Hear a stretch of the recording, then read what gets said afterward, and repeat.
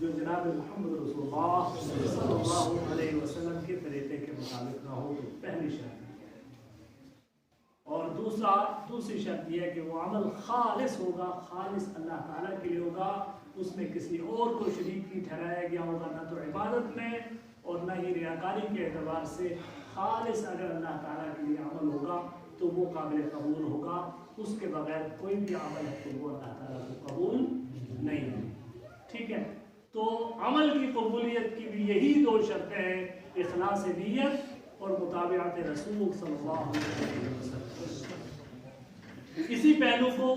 ایک تیسرے طریقے سے سمجھ لیجئے، اللہ نے بھی اس بات کو قرآن کریم میں بہت واضح فرما دیا کہ وما ارسلنا من رسول الا لیطاع باذن اللہ،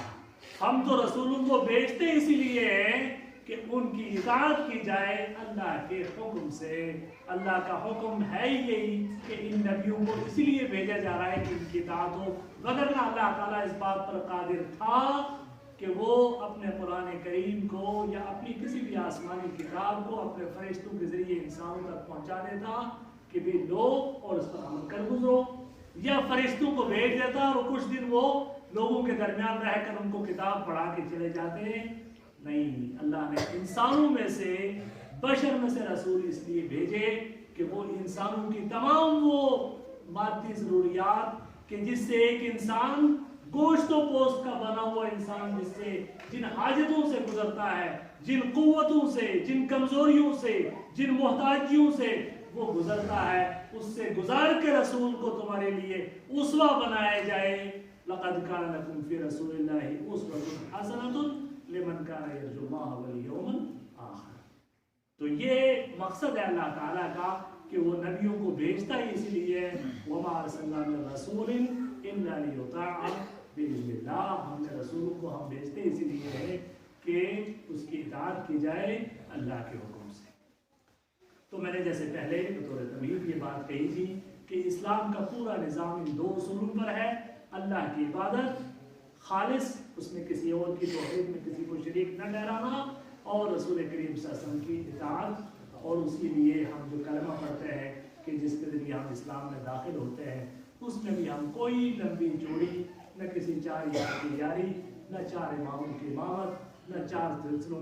کی بیعت، نہ کوئی اور کچھ نہیں شامل کرتے، صرف ایک بات کہتے ہیں کہ لا الہ الا اللہ محمد رسول اللہ، معبود برحق اللہ کے سوا کوئی نہیں ہے اور محمد اللہ تعالیٰ کے رسول ہے۔ بس یہی ہے کل کا کل اسلام، اور اس اسلام کو جب تک کل کا کل سمجھا گیا تو یہ امت نہ تو بھٹکی، نہ یہ بگڑی، نہ یہ کمزور پڑی، یہ جو ہے طاقتور تھی، یہ معزز تھی، یہ مکرم تھی۔ اور جب اس اصول کو بھول گئے، جیسے امام ابو زید الدبوسی رحمہ اللہ نے لکھا ہے کہ اس اصول کو لوگوں نے بلایا ہے 4 صدی ہجری میں، اور پھر جب انہوں نے اطاعت کے لیے کچھ اور راستے اختیار کرنے شروع کیے تب جا کے امت گمراہ ہوئی ہے۔ امت کو اگر اس اصل کی طرف لوٹانا ہے تو یہی اصول کہ اللہ کی عبادت اور رسول کریم صلی اللہ علیہ وسلم کا طریقہ، اس کے علاوہ کوئی اور طریقہ نہیں ہے۔ صحابہ اسی سوچ پر تھے، ان کے ہاں کوئی التباس نہیں، ان کے ہاں کوئی التباس نہیں۔ سیدنا عبداللہ بن عمر رضی اللہ تعالیٰ عنہ سب سے بڑے محدث، رسول کریم صلی اللہ علیہ وسلم کے شاگرد، عمر بن خطاب رضی اللہ تعالیٰ عنہ کے بیٹے،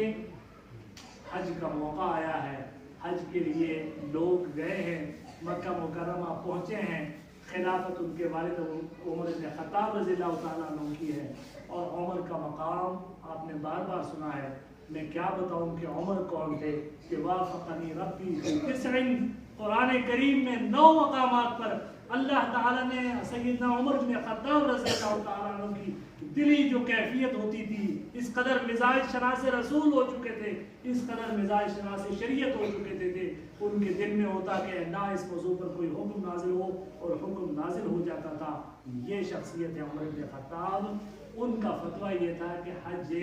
قران افضل ہے، چونکہ محمد رسول اللہ صلی اللہ علیہ وسلم نے حج قران کیا ہے۔ دلیل پکی تھی نا، دلیل میں کوئی کمی نہیں تھی، دلیل پکی تھی کہ حج قران افضل ہے، اس لیے کہ محمد رسول اللہ صلی اللہ علیہ وسلم نے حج क़िरान کیا ہے، اور سیدنا ان کے بیٹے محدث اعظم سیدنا عبداللہ بن عمر کہتے کہ نہیں، حج تمتع افضل ہے۔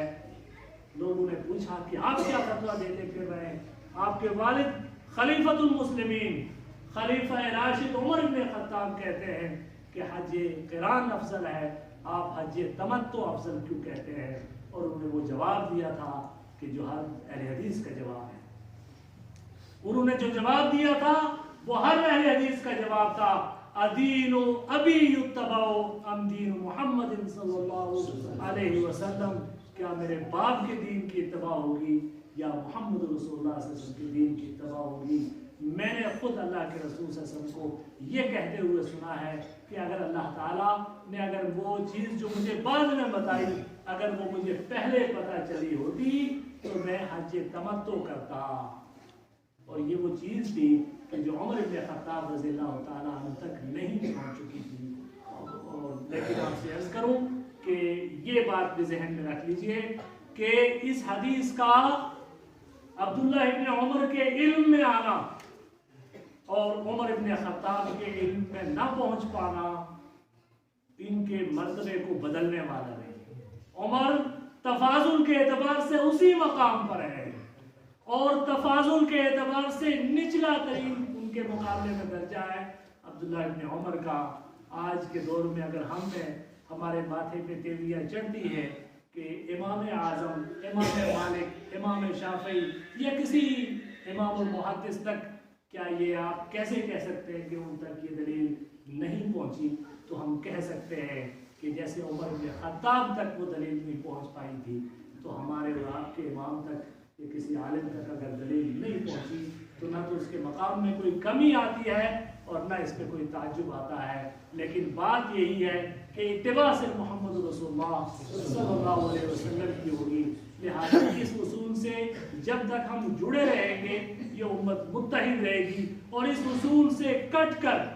اس امت کو جوڑنے کے جتنے آپ طریقے اختیار کر سکیں، تنازع ہوگا، اختلاف ہوگا، جھگڑا ہوگا، مزید دوریاں ہوں گی، فتنے ہوں گے، راستے سے بھٹک جائیں گے، لیکن وہ راستہ نہیں مل سکتا کہ جس راستے کو ہمارے لیے صراط مستقیم قرار دیا گیا تھا کہ ایک اللہ کی عبادت اور محمد رسول اللہ صلی اللہ علیہ وسلم کی اطاعت۔ اقول قولی ھذا واستغفر اللہ لی ولکم ولسائر المسلمین، استغفروہ انہ هو الغفور الرحیم۔